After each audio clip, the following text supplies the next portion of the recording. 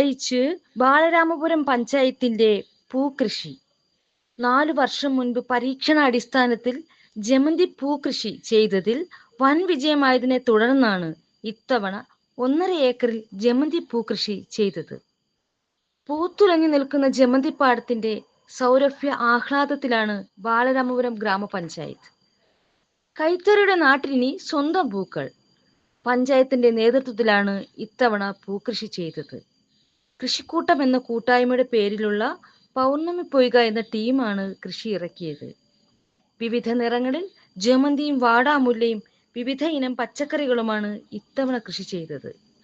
ബാലരാമപുരം പഞ്ചായത്തിലെ പനേറക്കുന്ന് വാർഡ് മെമ്പറും ക്ഷേമകാര്യ സ്റ്റാൻഡിംഗ് കമ്മിറ്റി ചെയർപേഴ്സണുമായ വത്സലകുമാരി നടപ്പിലാക്കിയ പുഷ്പകൃഷിയുടെ വിളവെടുപ്പ് MLA വിൻസെന്റ് ഉദ്ഘാടനം ചെയ്തു.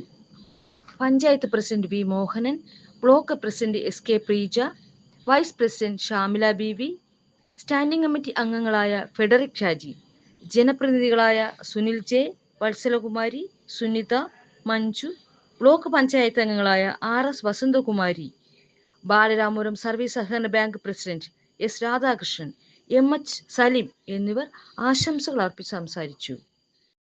ബാലരാമപുരം ഗ്രാമപഞ്ചായത്തിന്റെ ആഭിമുഖ്യത്തിൽ പനേറക്കുന്ന് വാർഡിൽ പൗർണമി കൃഷിക്കൂട്ടത്തിന്റെ ആഭിമുഖ്യത്തിൽ ഇന്ന് ഇവിടെ നടത്തിയിട്ടുള്ള പുഷ്പകൃഷിയുടെ വിളവെടുപ്പാണ് ഇന്ന് നടക്കുന്നത്. ഓണമെത്താൻ ഇനിയും ദിവസങ്ങളുണ്ടെങ്കിലും ആദ്യം തന്നെ ഈ ഓണക്കാലത്തോടനുബന്ധിച്ച് ഈ നിലയിൽ ഒരു പുഷ്പകൃഷി നടത്തി നല്ല വിളവെടുപ്പിന് നമ്മളെല്ലാം ഇന്ന് സാക്ഷ്യം വഹിച്ചു. അതിന് പഞ്ചായത്തിനെയും പനേറക്കുന്ന് വാർഡ് മെമ്പറെയും അതുപോലെ തന്നെ ഈ പൗർണമി കൃഷിക്കൂട്ടത്തിലെ ഓരോ അംഗങ്ങളെയും കുടുംബശ്രീ അംഗങ്ങളെയും പ്രത്യേകമായി ഈ അവസരത്തിൽ അഭിനന്ദിക്കാൻ.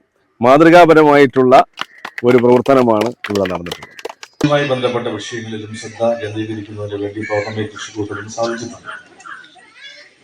ഒരുപക്ഷെ സംസ്ഥാന തലത്തിലുടനീളം ജില്ലാ തലത്തിലുടനീളം ഈ പ്രവർത്തനങ്ങളെ എത്തിക്കുന്നതിന് വേണ്ടി, ഇതിന്റെ സന്ദേശം എത്തിക്കുന്നതിന് വേണ്ടി ബാലരാമപുരം ഗ്രാമപഞ്ചായത്തിന് സാധിച്ചിട്ടുണ്ട് എന്നുള്ളത് അഭിമാനപൂർവ്വം ഞാൻ എടുത്തു പറയുകയാണ്. ഇതുമായി ബന്ധപ്പെട്ടുകൊണ്ട് വളരെ മെച്ചമായ സാമ്പത്തിക നേട്ടങ്ങളൊന്നും നമുക്കില്ല എന്ന് കൂടെ മനസ്സിലാക്കണം. തുച്ഛമായ സാമ്പത്തികമാണ് ഗ്രാമപഞ്ചായത്ത് ഇവിടെ നൽകുന്നത്. തൊഴിലുറപ്പുമായി ബന്ധപ്പെട്ട് സഹകരിച്ചും അതോടൊപ്പം കൃഷിഭവനുമായി ബന്ധപ്പെട്ടുമൊക്കെ കിട്ടുന്ന തുക കൊണ്ടാണ് ഈ പ്രവർത്തനങ്ങൾ ഭംഗിയാക്കി മുന്നോട്ട് കൊണ്ടുപോകാൻ ശ്രമിക്കുന്നത്.